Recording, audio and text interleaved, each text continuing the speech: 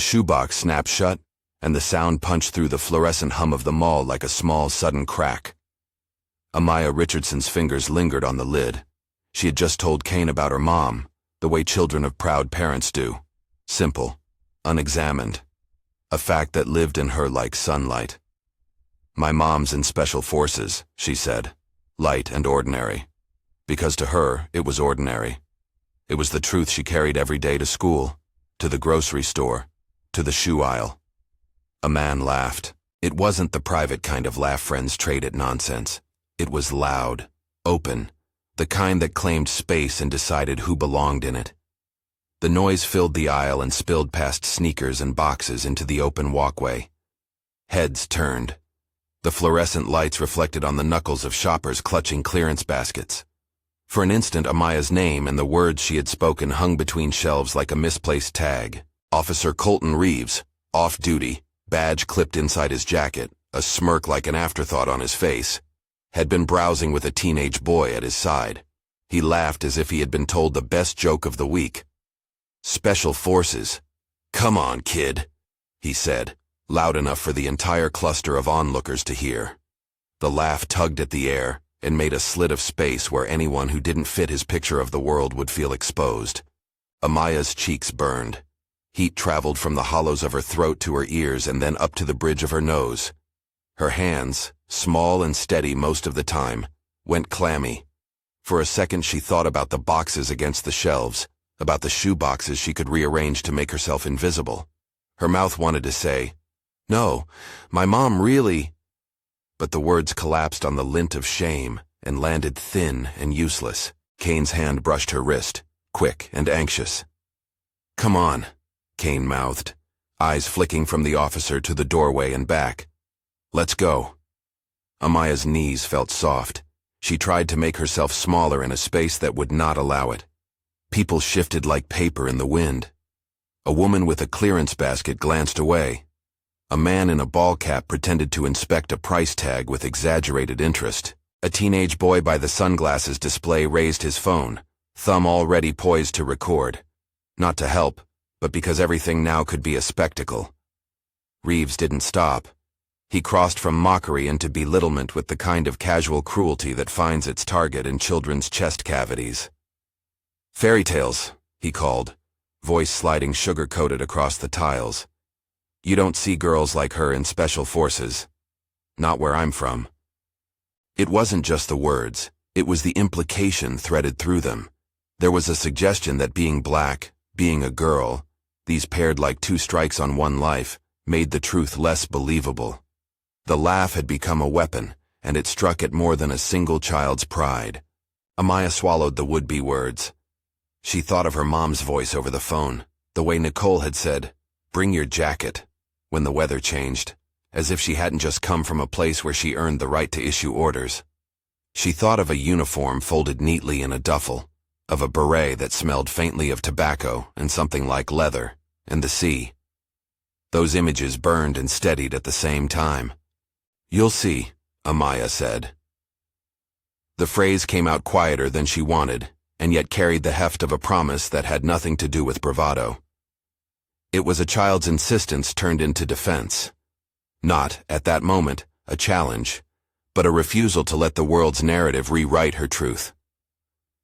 Her voice didn't cut the laughter. Reeves's smirk broadened. "You sure about that?" he said, as if the future belonged to men like him who could decide what truth looked like. The aisle held its breath. The shoppers who had been drifting through the mall like leaves stopped. Silence piled up, thick and unwieldy. A woman with a clearance basket set it down, knuckles white against the plastic. Someone whispered. A low rustle that could have been sympathy, or could have been boredom. Cameras lifted. Tiny black eyes on silver necks focused without direction. Amaya's friend reached for her shoulder and squeezed. "Let's go," Kane whispered again. The plea was gentler this time, fear braided with solidarity. They had been at the mall all afternoon, picking out shoes for school, laughing about teachers, practicing voices. Now Kane's hand was a lifeline tugging at the hem of normalcy. But Amaya did not let go. There was something stubborn and careful in the way she held her ground. not defiant so much as a little anchor planted against a tide. She could have run. She could have bent the way people often do under ridicule and disappeared. Instead, she lifted her chin the smallest fraction and repeated the truth she'd been taught to carry without apology. My mom's in Special Forces. She really is. Reeves's laugh changed. It sharpened like a blade finding its edge. People shifted closer, because spectacle has gravity, and people are drawn to it whether to join or to be repelled. The teenage boy who had been with Reeves snickered and edged back toward him, shielding himself with the armor of another man's laugh. The man in the ball cap made a show of checking an online price, his head tilted away as if not to seem too interested. The woman with the clearance basket watched, eyes two mirrors of discomfort and attention. A clerk across the aisle folding a stack of shoelaces looked up and then looked away. The world carried on. Distant footsteps, a radio humming over in the food court, the faint clack of a skateboard against concrete coming from somewhere out past the cinema. All of it continued in a rhythm that somehow made the small, cruel moment feel louder. "What's your mom even do? Parades?" Reeves asked, sarcasm soaked in the kind of authority that should have stayed at the precinct. His words were casual, but they landed like decisions. He opened a space to mock, and people stepped into it with varying degrees of discomfort. Amaya's throat tightened. The syllables dampened, but not her conviction. Her heart hammered against her ribs as if trying to make the truth audible enough to drown the mockery. A quick, hot sting of tears sprang to the corner of her eyes, and she blinked them back because that would be proof of something else. Fragility, weakness, and she refused to allow the moment to rewrite her into someone smaller. "She serves," Amaya said. The words were small but solid. "She's in Special Forces. Sergeant Major Nicole Richardson." Reeves's face flickered, a quick calculation across his features. For a beat his smirk paused as if caught on a pulley, then he pulled it back up. "Sergeant Major, right." His tone folded in amusement, in disbelief. "Listen, kiddo, I've been in law enforcement for 20 years. I know the kinds of people who go into the military. I know what they look like." The phrase landed like a verdict. It was not a neutral observation. It was a statement that drew categories and put Amaya outside them. In his sentence lay a map, and Amaya did not fit the route he had drawn on it. Around them, the crowd's expression shifted between curiosity and the kind of unease that lets people pretend not to see. Some turned their phones to face the scene, recording more out of habit than activism. Others looked away, averted gaze doing as much harm as the laugh had intended. One woman began an almost silent, hesitant clap, an instinctive private protest that wasn't meant to stir a crowd, but became a seed. Kane moved closer, closing some of the distance between Amaya and the officer. "All right," Kane said softly, to Amaya and to the man. Soft, but not apologetic. "You don't have to do this here. Let's just go." Amaya's hands trembled but did not move. Her breath came rapid, then steadier, as if she were breathing against waves. The overhead lights hummed, and the air tasted faintly of plastic and citrus from the cosmetics kiosk nearby. She thought of a family photograph on the hallway wall at home, a picture of her mom in uniform smiling, a small boy in camouflage beside her, a banner from a school assembly in the background. The photograph had always felt ordinary to her, a family memory. Now it felt like evidence in a room where the truth had to be proven. Reeves leaned in, lowering his voice in a posture meant to be intimate, conspiratorial, as if he were sharing a secret that confirmed his standing. "You know why people join the military?" he said. "They want glory. They want to be heroes in other people's stories." His words sounded benign until you put them next to the way he laughed at a girl who named her mother's truth. There was a new, ugly silence after that, the kind that sits like a weight and forces cheeks to flush with shame on its own. Amaya heard murmurs, the rustle of shopping bags. The woman with the clearance basket shifted her weight from heel to toe, and then took a small tentative step forward. A teenage girl at the end of the aisle dared a glance, and then met Amaya's eyes. For a sliver of time, something like solidarity flickered there. "You keep talking like that," the woman with the clearance basket said softly, "and someone will stand with her." Reeves scoffed, dismissive. "Someone? What, you mean a parade?" He barked a short laugh and looked around, angling his face as if fishing for agreement. The teenage boy by his side smirked, then checked his phone screen as if to find validation in the small rectangles of other people's lives. Phones rose higher. The crowd's attention coalesced into a ring of faces and screens. Amaya felt the pressure of being watched, not as a person, but as a claim that needed validating. Under that pressure, the world simplified. Mockery on one side, proof on the other. The seconds stretched. Amaya's chest was a drum. She could feel the shape of the world closing in, pressing against the things she knew to be true. "You'll see," she said again, louder this time, not as plea, but as promise. The words rolled out. Maybe she knew then that promises are made to be kept, even if only to oneself. One of the bystanders, an older man in a coat with a newspaper folded under his arm, shifted his stance and let out the smallest sound of disapproval. It could have been cough or clearing of throat. To Amaya, it felt like a whisper of permission. The woman with the clearance basket moved her hand and began a single, quiet clap. It was barely audible at first, not the full-throated applause that ends competitions, but a small, deliberate sound that cut through the mockery like a needle. That tiny clap mattered. It nudged the atmosphere. Other hands followed after a beat, tentative at first, then firmer. The sound built in the space like a tide coming in. Incipient. Then inevitable. People who had been willing to let a child be shrunk by someone else's laughter now found themselves unwilling to let it stand unchecked. Reeves shifted, sensing the tide. His posture hardened. The smirk remained, but it had lost its easy curve. He straightened his shoulders as if preparing for a different kind of conversation. He had not expected pushback. He had not counted on the slow gathering of eyes. For the first time since he had laughed, there was a flicker of uncertainty in his expression. Amaya noticed it.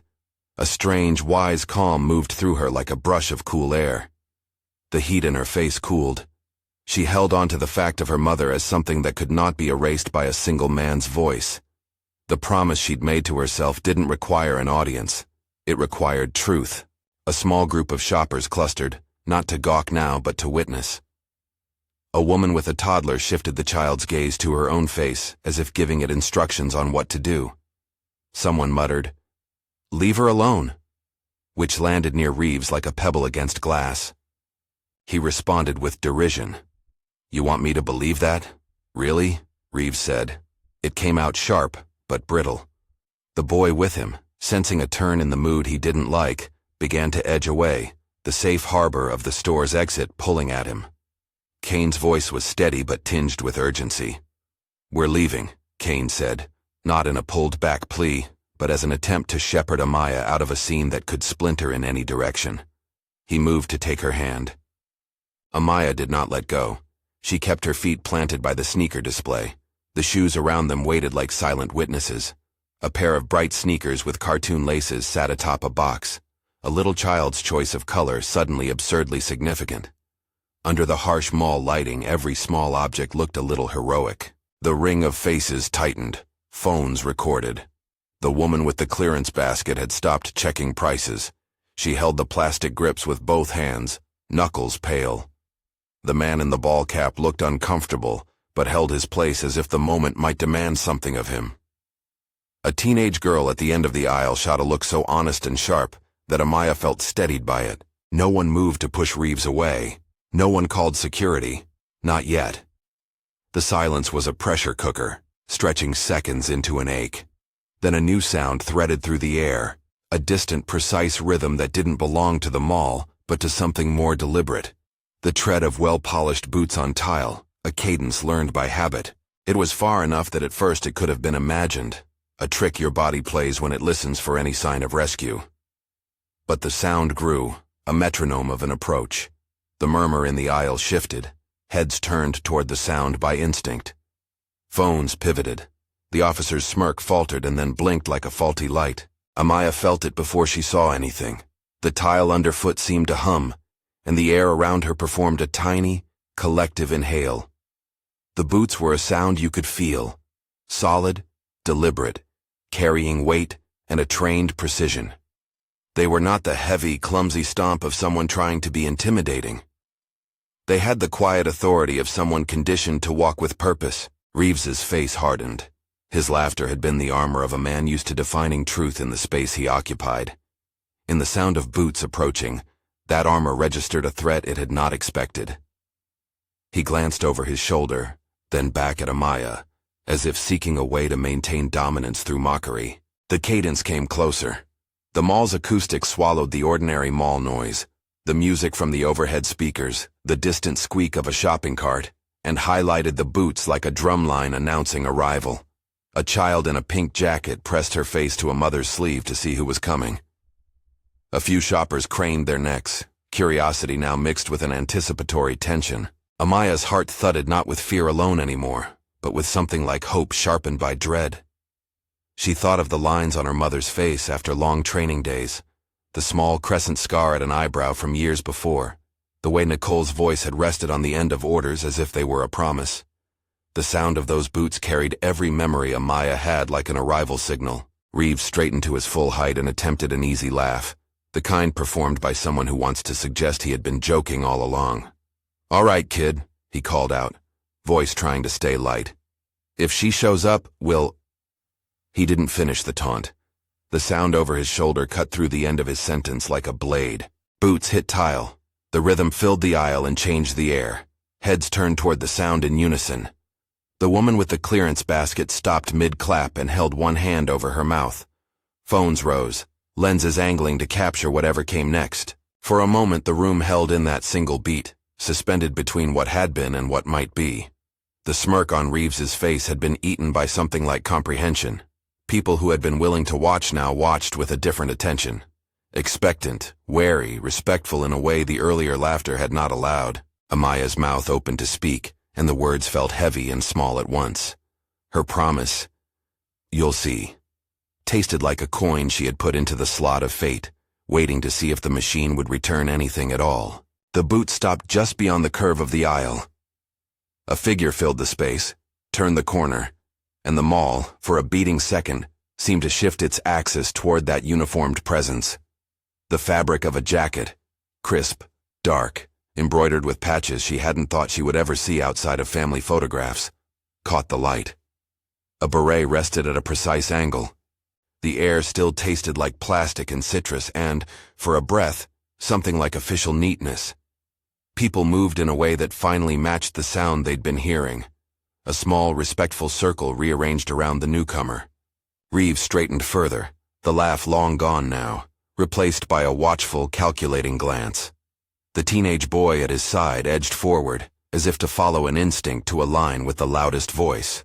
The woman with the clearance basket took a tiny step forward, palm open as if to gesture toward the child she had just clapped for. Amaya stood rooted where she was, shoes half slid from the box on the floor, palms pressed to her sides the way a child steadies themselves when they stand up to a test. The uniform at the end of the aisle belonged to someone who had become, in one sharp pivot, more honest than any accusation. The sight of it rearranged expectations the way a sudden wind rearranges leaves. Kane's hand tightened on Amaya's arm. "Is that—" He started, but his question broke on the space between them. Reeves took a step backward as if the uniform had an unspoken authority that required deference. The smirk dissolved fully now, replaced by the thinness of someone measuring the tilt of power with a new set of weights. For a moment no one spoke. The mall had an expectant hush. The uniform wore the story Nicole had told in small patient pieces, absences in bedtime, a call home saying, "I'll be late." The smell of sweat and discipline after training, not like a boast, but as a kind of gravity that anchored truth into presence. Amaya's breath found a steadier rhythm. Her cheeks cooled. The promise she had made to herself, and out into the world, had found an answer paced in boots and the straight line of a patch, but the room still waited. The arrival of that uniform had altered the angle of the moment, but it had not yet resolved anything. Reeves's lips pressed into a narrow line, like someone who had just noticed the ground sloping under his feet. Around him, shoppers shifted, cameras focused, and a hush gathered that was equal parts protective and reverent. In that suspended second, Amaya understood something she hadn't expected. That truth could be both fragile and relentless, and that witnesses, quiet, accidental, chosen, could tilt a moment toward justice, or let it fall apart. The uniform stopped, the owner of those measured boots looking toward the cluster, toward the small girl who had refused to be made invisible. The light off the beret caught the edge of a patch, a name stitched with care that made the world rearrange itself. And then the person looked up, and the aisle held its breath again, waiting for what would come next. The newcomer lifted her chin and stepped into the ring of light, like a ship finding its bearing in fog. Sergeant Major Nicole Richardson moved with a measured economy of motion, shoulders squared, hands relaxed at her sides, beret angled just so, and the room shifted to match the rhythm of her steps. Her uniform caught the mall lights and returned a quieter kind of shine. In the small geometry of that shoe aisle, it read as authority and history both. She paused only long enough to take in the scene. The cluster of bodies, the boy by the sunglasses display, the woman with the clearance basket still holding a hesitant palm to her mouth, the off-duty officer whose laugh had opened the day's wound. Her eyes found Amaya immediately, the small, stubborn figure who had not backed down. For a heartbeat she registered the trembling in the girl's jaw, the way her fingers had curled at her sides, the stubborn set of her shoulders. Then Nicole's gaze settled on the man who had made that trembling necessary. Reeves moved a step forward, as if to help close the distance through bluster. He had been confident when the moment had only required a voice. Up close to the person who had taught a child to carry a uniform like ordinary air, that voice lost some of its edge. He straightened, badge hidden in a jacket pocket, but his posture still practiced toward bravado. "Excuse me," Nicole said, soft, controlled, the kind of entry that ordered attention without raising the volume. Her voice threaded the aisle like a seamstress's needle and drew a new shape around the people standing there. "Is there a problem?" Reeves blinked as if surprised by the question. His smirk tried to return but hit a fold, a crease that made it less convincing. "No," he said, too quick, then tried to smooth it out with a laugh that didn't land. "No problem at all. Just having a conversation." Nicole's eyes did not flicker. They stayed fixed, steady, in a way that suggested she was cataloging not only what had been said, but what had been done. "I heard him laugh," she said simply, looking at the officer, and then, warm and immediate, at Amaya. "My daughter told me you were making fun of her." The words were neither a demand nor a provocation. They were an invitation for honesty. The aisle settled, leaning into the exchange. Phones pointed. A man by the cart shifted the weight of a toddler on his hip to get a better vantage without seeming to intrude. Reeves tried to reclaim a tone of levity. "Look," he said, "it's not about who your daughter knows. Well, people say things." Nicole's jaw tightened only the smallest amount, not enough to be dramatic, but enough to reveal the line she would not let be crossed. "Those things can hurt," she said, "especially when they're aimed at kids." There it was. Named harm. In the face of that naming, Reeves's practiced dismissiveness thinned. He opened his mouth to say something about jokes and lightheartedness and how kids needed to toughen up, but the audience in the aisle had grown teeth. The woman with the clearance basket, who had begun the faint applause moments before, now let it out in two soft claps. It spread like a wind through dry leaves. A few others followed, first hesitant, then more confident. The sound was not celebratory so much as corrective, a small social shock intended to right the wrong. Reeves's features shifted, not into contrition yet. His stance was still on the defensive, but into the cautious position of a man looking for an exit. "I was just saying," he began. "You were mocking a child for telling the truth about her mother," Nicole said, her voice even but carrying a kind of crystalline clarity. "You assumed because she is a girl, because she is black, that her reality was less credible. That's not a harmless observation. It's an assault." The words landed with a precision that made people readjust in their spots. The teenage boy by Reeves swallowed and stepped back a pace. A clerk paused with a shoelace draped over his finger. Even the mall's piped music felt like it had been tuned down to let this human voice carry. Reeves's response came out in a rush of self-justification.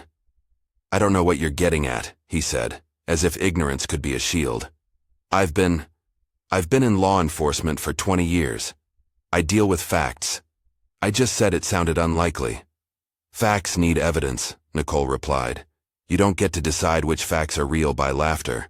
You don't get to deny a person's truth because of what fits in your head. For a moment, the exchange was a measured chess game. Then the stakes moved out of any gamebook and into harm's territory, the kind that leaves a child smaller than she should be. Nicole tipped her head slightly, and not shouting, but instead speaking with the cadence of someone used to being obeyed when it mattered, she said, "Say it to her, Officer Reeves. Apologize to my daughter. Say it to her face." The aisle's hush tightened into a pressure people could feel. Reeves's mouth opened and closed. The easy dismissal he'd worn like a jacket had become too thin now. "Listen," he said, voice fraying at the edges. To Amaya," Nicole insisted. "Not to me. To her." Her instruction was simple, and it carried weight not because of the uniform but because of its insistence on dignity. Amaya's shoulders involuntarily eased. The promise she had made to herself, "You'll see," had become a hinge on which this moment turned. Reeves's first apology came out clipped and automatic, as though he were trying to follow a social script. "Sorry if she was offended," he said, looking at Nicole more than at the girl. It had the texture of an afterthought, owed because attention demanded it. Nicole's eyes narrowed the smallest fraction. "To Amaya," she repeated. "Address her." A tightness moved across his face. The crowd watched him peel back his own armor piece by piece. He swallowed, looked directly at the girl who had stood her ground, and said, "Amaya, I'm sorry. I shouldn't have laughed." His words were short, and the apology seemed at first to be a reflex, obligatory and incomplete. The woman with the clearance basket waited with the patience of someone holding a candle in a dark room. The first apology, thin as it was, landed and then bounced off the child's edges like a coin off a curb. Nicole could have let it rest there. She'd already corrected the public calculus. But she chose to press the moment into a lesson broader than this single exchange. "An apology that isn't aimed at the harm it caused is not yet an apology," she said in a voice that stayed measured. "Say what you meant and how it affected her. Name it." Reeves' face softened minutely, as if he had felt the truth of that instruction hit a hidden pulse. He took a breath, looked squarely at Amaya, and this time his voice came steadier, less defensive. "Amaya, I laughed at you. I made a joke at your expense and that was wrong. I'm sorry, I shouldn't have made you feel small." The words were different this time, longer, slower, carrying responsibility. In the prosaic air of the mall aisle, that admission changed the shape of what had happened. It did not undo the sting, but it acknowledged it. There was a brief, delicate shift in the crowd, a releasing of tension that almost sounded like relief. Someone let out a small, involuntary breath. The woman with the clearance basket started to clap again, this time not as a protest, but as recognition. Others joined. The sound gathered until it felt like a small wave washing the shame from the air. "Thank you," Nicole said softly to Amaya, and then to Reeves. "Now address her with respect." Reeves's shoulders slumped. His attempt at bravado had receded as if the temperature of the room had gone cold. He nodded once, and his next words were quieter, directed to the girl rather than to the woman in uniform. "Amaya, I'm sorry. You told the truth. I was wrong to laugh." The sentence was small, a simple correction, but for Amaya it carried the full weight of vindication. Around them, heads tilted, phones lowered. A couple of shoppers murmured approval. The teenage boy who had been smirking earlier offered an awkward, apologetic smile and turned his phone screen away. Nicole's posture loosened by degrees. She let out a breath that signaled both relief and closure. She placed a hand on Amaya's shoulder. Not a show for cameras, but a maternal touch that grounded the child in the safety of being seen. The contact was quiet, but full of meaning. A seal of reality on a moment that had threatened to disappear into ridicule. "You told the truth," Nicole said to Amaya, voice warm as a pillow. "You stood up for her. I'm proud of you." Amaya's cheeks were still flushed, but the color now had an edge of something like fire rather than shame. Her eyes met her mother's, and for the first time that afternoon, they didn't feel glazed with embarrassment. Pride and relief moved through them in equal measure. The crowd's applause continued, modest but steady. It started in scattered pockets and then blended into a respectful murmur. an acknowledgement that the social script had been corrected. Some people smiled at the restoration of order. Others wore the softness of those who had simply witnessed a child being defended. A clerk across the aisle who had been folding laces returned to his task with a small nod, as if the world had been steadied again. Reeves's expression had softened into something like humility. He shifted weight, cleared his throat, and then said to Nicole, "Ma'am, Nicole held up a hand before he could fill the air with the retrenchments that often follow embarrassment. "It's not about who you are," she said. "It's about what you did here. You were in a position to be kind and chose ridicule instead. That cost this child dignity." Her words were not a rebuke for spectacle. They were an instruction for how to be better in the sphere you occupy. That nuance mattered to the people listening. The mall's hum returned, the music climbing a notch to resume its role as background to life. Reeves lowered his eyes. When he looked up, it was with an attempt at steadiness that this time sounded less performative. "You're right," he said. "Thank you for calling it out. I'll be better." Nicole inclined her head, an acknowledgement, not triumphalism. She knew better than anyone that human behavior reform rarely came in a single moment. It began with recognition, and sometimes that recognition arrived via the simple mechanism of being called to account where everyone could see. "Good," she said. Then softer, for Amaya alone, "Let's go get those shoes." The group began to loosen. Kane exhaled audibly and offered a tentative grin to Amaya. The teenage boy who had once been complicit in the laughter shifted his expression into something like embarrassment and then contrition, heading toward the exit, without fanfare. The woman with the clearance basket dried her hands on her jeans and gathered her purchases, her small applause having turned into a broader public witness that people would later describe as stepping in. As Nicole guided Amaya by the shoulder toward the register, she looked back at Reeves once more. "Judge people by their actions, not their assumptions," she said. "Respect costs you nothing, Officer Reeves, but its absence costs others everything." The sentence hung in the air, a moral coin, small enough to carry and heavy enough to weigh on conscience. Reeves managed a stiff nod. His public posture would likely change more in thought than in instant behavior. That was the real work. But the exchange had made the norm explicit. Respect was expected in shared spaces.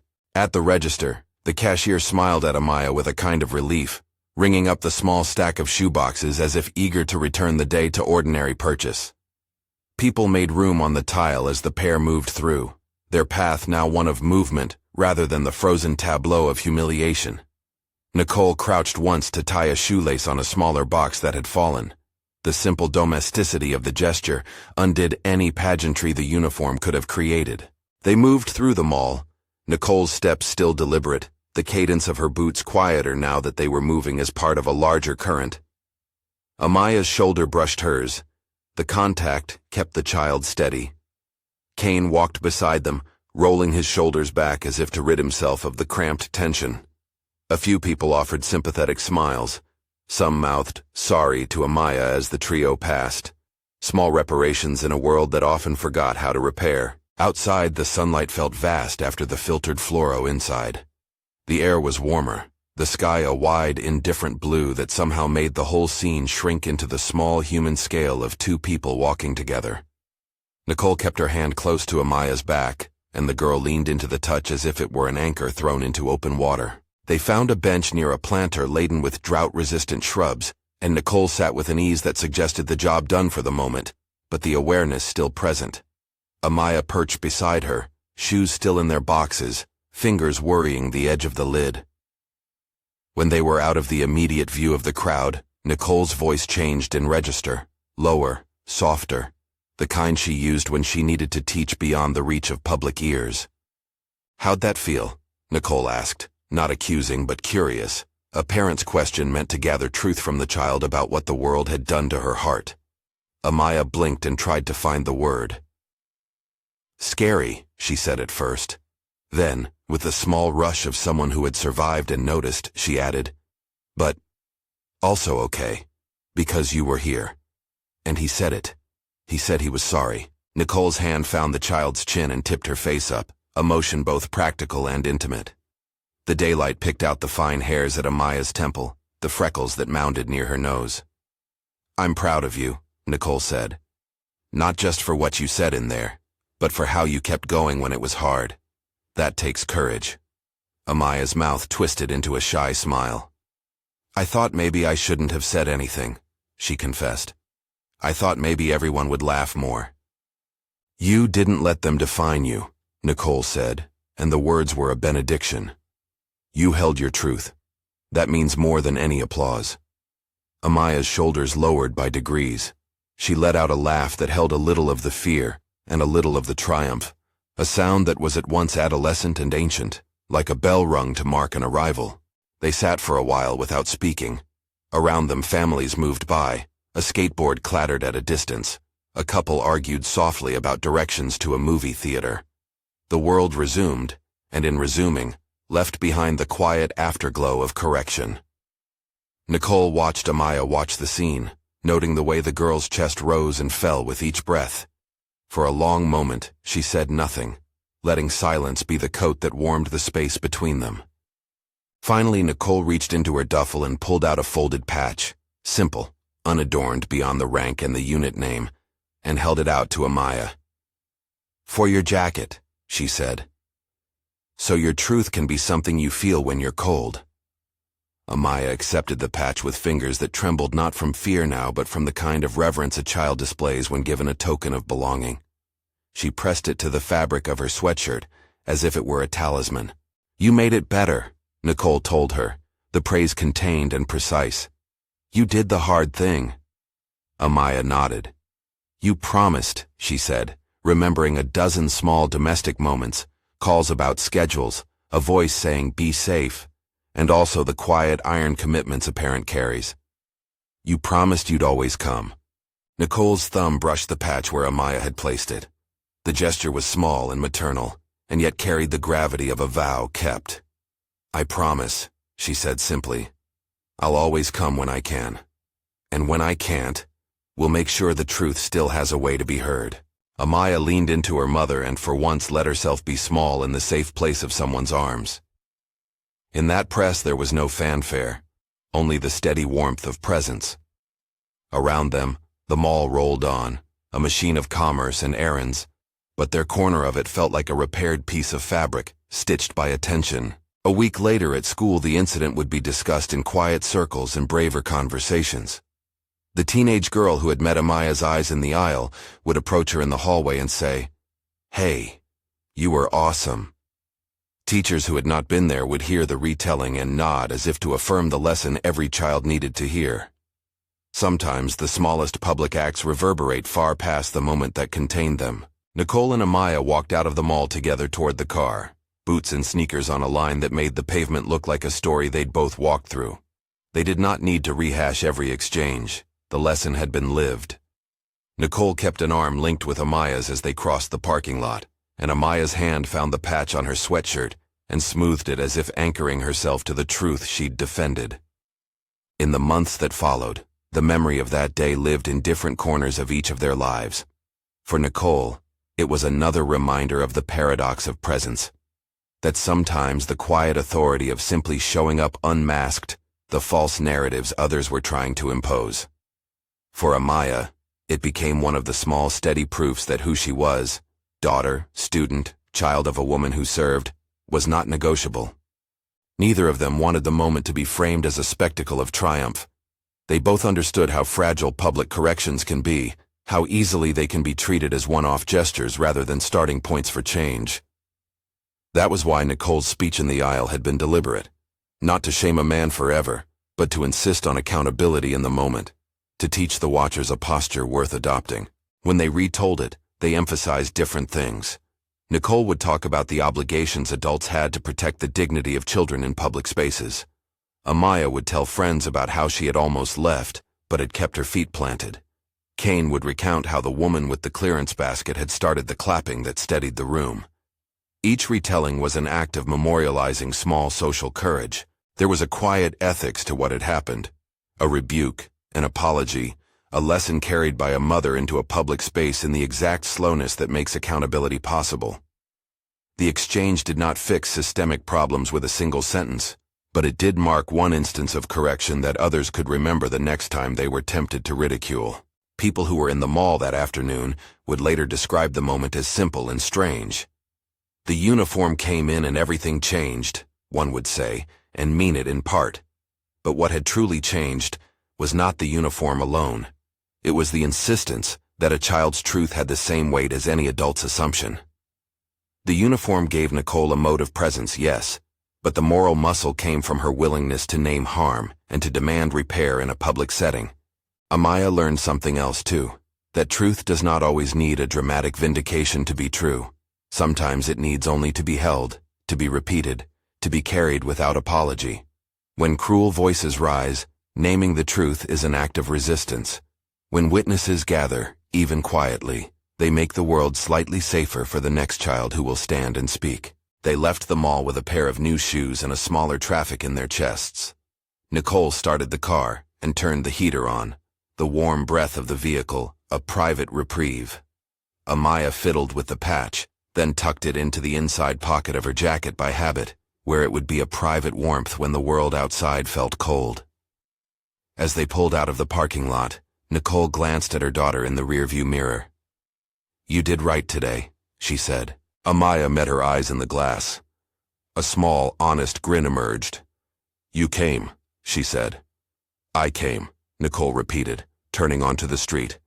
"And I taught them something too." "Like what?" Amaya asked, curious in the way a child holds a question like a small lantern. Nicole's reply was steady and measured, the sort of sentence meant to travel beyond the walls of that car and into the memory a child will call on in years to come. "That respect costs you nothing," she said, "but its absence costs others everything." Amaya repeated the line quietly, as if tasting the words. They fit in her mouth like a key in a lock. Short, true, useful. The world of insults and disbelief that had swollen around her at the shoe aisle felt less possible now, not because it had vanished, but because she carried a new small arsenal: truth, presence, and the knowledge that people could be steadfast on her behalf. Later, when friends asked if she had wanted to call her mom right away, Amaya would smile and say no. She had wanted the moment to be hers first. The moment she had spoken up, had been heard, and had been answered. The call had come because she said so. "You'll see." That simple promise had been enough to move feet and change tones. Nicole and Amaya kept telling the story, not for applause but to teach a rhythm. Speak truth, remain calm, insist on dignity, and accept repair where it was offered.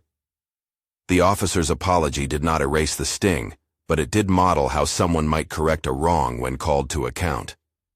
That sort of correction mattered because it let the witness be part of the healing.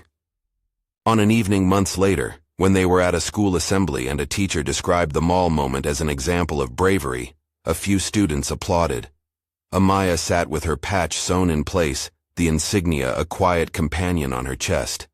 She watched the faces in the auditorium and thought of the woman with the clearance basket, the teenage girl at the eyeglass stand, Kane's steadiness, small people, each performing a tiny act that when stitched together made a larger repair. They never wanted to make of the story a sermon against any profession.